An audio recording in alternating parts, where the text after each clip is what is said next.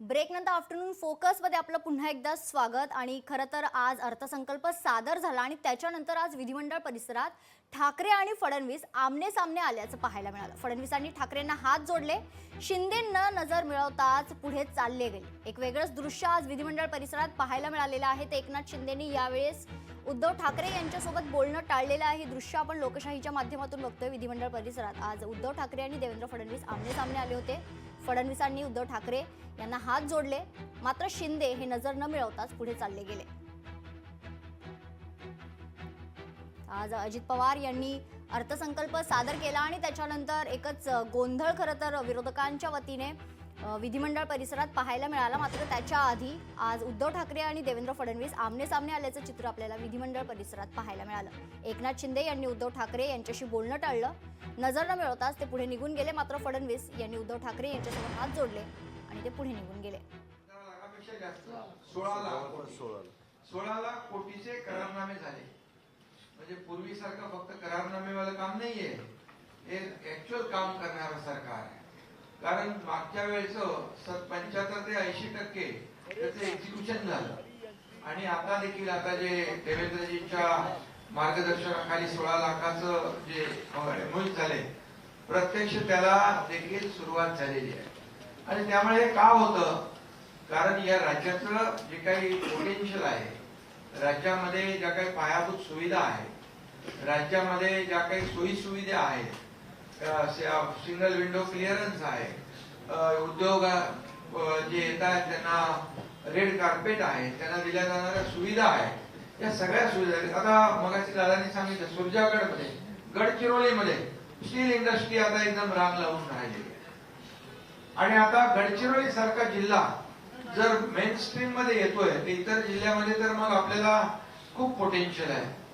आणि त्यामुळे आज समृद्धी महामार्ग जर आपण पाहिला, इंदूर सम्राट बाळासाहेब ठाकरे समृद्धी महामार्ग, हा केवळ एक रस्ता नाहीये।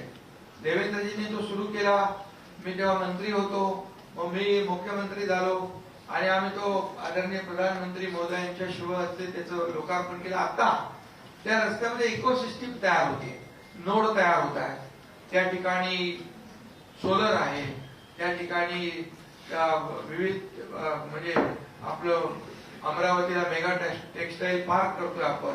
म्हणजे तिथल्या परिस्थितीनुसार मग शेतकऱ्यांसाठी फूड प्रोसेसिंग युनिट आहे, हे सगळं म्हणजे ते एक व्हॅल्यू एडिशन जे आहे ते करण्याचा प्रयत्न आम्ही करतोय। आणि त्यामुळे कुठलाही रस्ता जो आहे, रस्ता फक्त महामार्ग नाही तर तो पूर्ण राज्याची एक इकोसिस्टीम आणि गेम चेंजर प्रकल्प आम्ही ठरवतो। अटल सेतू बघा, मुंबईचा कोस्टल रोड बघा, आता मगाशी भाषणात दादांनी सांगितलं मुंबई पुण्याचा मिसिंग लिंक, अर्धा तास आम्ही लवकर जाणार, लवकर येणार। म्हणजे मुंबई पुण्यामुळे तिकडे काय झालं, आयटी पार्क झाले, सर्व्हिस इंडस्ट्री आली, मोबाईल इंडस्ट्री आली, रिअल इस्टेट बूम झालं। म्हणजे एक रस्ता काय करू शकतो असं आम्ही अनेक रस्ते म्हणजे इन्फ्रास्ट्रक्चर या अर्थसंकल्पात घेतलेले आहेत। रस्ते, कनेक्टिव्हिटी, आणि त्यामुळे कनेक्टिव्हिटी महत्वाची आहे। आज मुंबई गोवा कोस्टल मार्ग आम्ही करतोय, सागरी महामार्ग, पर्यटन वाढणार आहे आणि इतर जे काही, त्यामुळे पर्यटनाला देखील पैसे ठेवले त्याच्यामध्ये। आणि म्हणून जवळपास जे काही 5000 किलोमीटरचं ग्रीड जे आहे, म्हणजे वेगवेगळ्या टप्प्यामध्ये ते आम्ही या ठिकाणी शक्तीपीठ आहे, इतरही रस्ते आहेत। म्हणजे पायाभूत सुविधा, खऱ्या अर्थाने ज्या राज्याच्या पायाभूत सुविधांवर खर्च जास्त असतो त्याची प्रगती जास्त पुढे वेगाने होत असते। हे गणित आहे, साधं समीकरण आहे। त्यामुळे या आपण जर बघितलं तर पायाभूत सुविधांसाठी खूप मोठ्या प्रमाणावर निधी आम्ही त्याची आकडेवारी अजितदादांनी दिलेली आहे, त्या आकडेवारी कमी झाली नाही। त्यामुळे अमेरिकेचं उदाहरण आपल्याला माहित आहे, त्याची ओळख जी आहे, त्याची श्रीमंती रस्त्यामुळे आहे। आणि म्हणून आज कनेक्टिव्हिटीला आम्ही प्राधान्य दिलेलं आहे, फक्त रस्त्याच्या कनेक्टिव्हिटी नाही तर एअरपोर्ट देखील घेतले। आता एक नवीन मुंबईचा होतोय, एक वाढवणचा आम्ही करतोय, इतर जे एअरपोर्ट आहेत ते नाईट लँडिंग आहे, तिथले सोयी सुविधा आहे, ते स्ट्रीप वाढवणे आहे। महाराष्ट्रातले अनेक एअरपोर्ट आम्ही डेव्हलप करतोय। त्यामुळे एअर कनेक्टिव्हिटी झाली, रोड कनेक्टिव्हिटी झाली, पोर्ट आम्ही करतोय, त्यामुळे वॉटर कनेक्टिव्हिटी जी आहे ती आम्ही वाढवतोय। आणि त्याचबरोबर रेल्वे जे केंद्र सरकार आम्हाला मदत करते, आदरणीय मोदी साहेबांच्या मार्गदर्शनाखाली आपण पाहिलं की वंदे भारतच्या ट्रेन असतील, रेल्वे ट्रॅक असतील, मग आमचा त्याच्यामधला सहभाग जो आहे तो आम्ही घेतोय. म्हणजे air connectivity, rail connectivity, road connectivity, water connectivity आणि मेट्रोची कनेक्टिव्हिटी, या कनेक्टिव्हिटीवर आमच्या सरकारने या अर्थसंकल्पामध्ये भर दिलेला आहे. आणि त्यामुळे मला वाटतं वाहतुकीचा जो काही प्रश्न आहे तिथं वेळ वाचतो, इंधन वाचतं, पोल्युशन वाचतं. त्याचं उदाहरण एक आपल्या समोर अटल सेतू आणि कोस्टल आहे. त्यामुळे राज्याची प्रगती वेगाने होऊ शकते. शेतकऱ्यांबद्दल देखील खूप आम्ही योजना केल्या. मी असताना देखील आताही देवेंद्रजींच्या मार्गदर्शनाखाली अजितदादांनी आजच्या अर्थसंकल्पात शेतकरी हा केंद्रबिंदू मानला आहे. त्याला देखील आम्ही त्या वाऱ्यावर सोडणार नाही. त्याला एआयच्या वापरामुळे आता राज्यामध्ये प्रगत शेतकरी, आधुनिक शेतकरी ही एक संकल्पना पुढे येते आणि त्यामुळे पुरोगामी महाराष्ट्राचा शेतकरी आता प्रगत शेतकरी असणार आहे. आणि हे देखील आमच्यासाठी खूप चांगलं आहे. सिंचन प्रकल्प गेल्या 2.5 वर्षात आम्ही सिंचन प्रकल्प 146 केले. आपण महाविकास आघाडीचं म्हणाल तर हातावर अजितदादा किती होते? सुप्रमा आपण दिल्या, म्हणजे आपण दिल्या आणि त्यांनी 3 दिल्या होत्या. मग 150 सुप्रमा आणि 3 याच्यामधला फरक बघा. आणि आता पण विविध पाणी प्रकल्प जे आहेत, सिंचन प्रकल्प आहेत, एक राज्यामध्ये समतोल साधण्याचा आम्ही प्रयत्न केला. जलयुक्त शिवार योजना देवेंद्रजींनी सुरू केली, ती महाविकासने बंद केली. मराठवाडा वॉटर ग्रीड देवेंद्रजींच्या काळात सुरू झालं, महाविकास आघाडी बंद केली, ते आम्ही सुरू केली. आणि त्यामुळे पाणी हे महत्वाचं आहे. शेतकऱ्यांना सिंचन प्रकल्प हे महत्वाचे आहे आणि म्हणून सिंचन प्रकल्पावर देखील मोठ्या प्रमाणावर प्रादेशिक समतोल साधण्याचा आम्ही प्रयत्न करतोय. आणि त्याचबरोबर शेतकऱ्यांना दिवसा वीज देण्याचा आपला प्रयत्न जो आहे, आपलं सोलर आणि त्याच्यावर देखील आपण भर दिलेला आहे. पर्यटनात खूप मोठ्या 720 किलोमीटरचा आम्हाला पर्यटन आपलं समुद्र किनारा आहे. त्याच्यावर देखील या अर्थसंकल्पात दादांनी लक्ष दिलेलं आहे आणि पर्यटनाला देखील चालना दिली आहे. पर्यटन धोरण आपण चांगलं करतोय. त्याचबरोबर महिला जे आहेत, एक लाडकी लखपतीत आहे, मुख्यमंत्री माझी लाडकी बहीण आहे, ती देखील त्याच्यासाठी देखील आम्ही 36,000 कोटी रुपयाची तरतूद केली आहे. त्यामुळे विरोधक जे आहेत त्यांना बोलण्याचं काही संधी ठेवली नाही. आता ते वाढणार कधी, त्याच्यावर आमचं काम चालू आहे. आता आम्ही जी घोषणा केलेल्या आहेत त्या प्रिंटिंग मिस्टेक नाही आहे, त्या ऍक्च्युअल आम्ही करणार आहोत. जे केले ते पंचवार्षिक असतं ना, 5 वर्षाचा आपला वचननामा असतो. त्यामुळे तुम्हाला त्याचं गणित तर केलं पाहिजे. सगळ्या गोष्टी पत्रकारांच्या पण सोयी सुविधा आहेत, त्याही मिळाल्या पाहिजे. सर्व संजय गांधी योजना, श्रावणबाळी योजना, शेत पगार, कमिटेड एक्सपेंडिचर, हे सगळं करायचं आहे ना. कर्ज काढलंय, त्याचं व्याज द्यायचं आहे ना, सगळं आहे.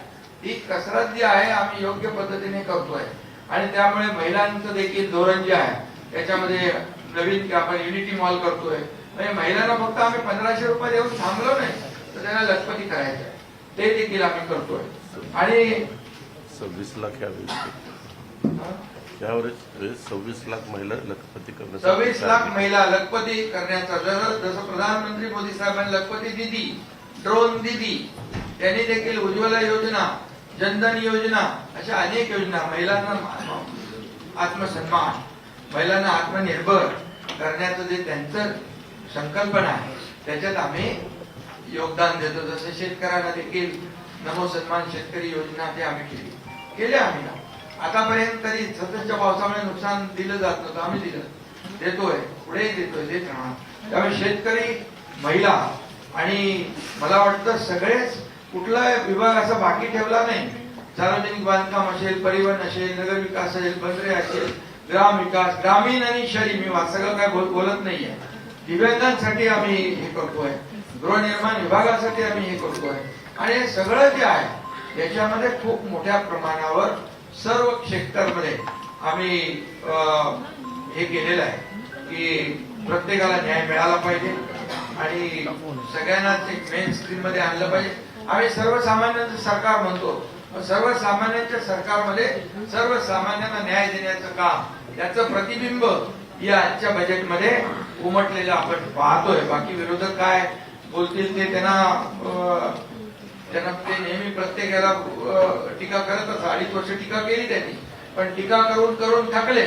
पण जनतेने आम्हाला लँडस्लाईड मॅन्डेट दिलं, कारण 2.5 वर्ष आमच्या महायुती सरकारने काम केलं म्हणूनच दिलं. त्यामुळे आताही टीका करतील त्यांना जाऊ दे, टीकाचं उत्तर आम्ही टीकेने देत नाही. परंतु आमचं हे जे काय बजेट आहे ते जमा आणि खर्चाचं बजेट आहे. एवढं सगळं करून आम्ही जे आम्हाला बंधन आहे त्याच्या पुढे नाही गेलो. आपण 25% जास्त आम्ही गेलो नाही आणि FRBMच्या 3% आम्ही पुढे गेलो नाही. तिथं पण 2.76 आहे. मगाशी दादाने सांगितलं 25%चं 18.87 आहे. त्यामुळे कुठेही आम्ही उल्लंघन केलेलं नाही आणि सगळं आम्ही म्हणजे आपण तसं ह्याच्यामध्येच आहोत, मर्यादेमध्ये आहोत. आणि म्हणून एकच मी सांगतो की आम्ही पूर्णपणे महायुतीचं सरकार या सर्वसामान्यांच्या पाठीशी उभं राहणार आहे. सर्वसामान्यांचं जे मग महिला आहेत, शेतकरी आहेत, कष्टकरी आहेत, सिनियर सिटीजन आहेत, युवा आहेत, या सगळ्या ज्या काही योजना आहेत त्यांच्या मागे उभं राहण्याचं हे आम्ही कायम या ठिकाणी ठेवणार आहे. आणि आम्ही तिघं आहोत आणि तिघही भाऊ आमच्या बहिणींच्या मागे कायम उभं राहू अशा प्रकारचं इकडे मी आपल्याला सांगू इच्छितो. त्यामुळे सगळं होईल, काळजी करू नका. आणि त्याचबरोबर काल चॅम्पियन ट्रॉफी देखील आपण जिंकली. तसं रोहित शर्माने नवा विक्रम केला. तसंच मला वाटतं किती वेळा 11 वेळा तुम्ही लोकशाही मराठी ऐका, पहा, जागरूक रहा.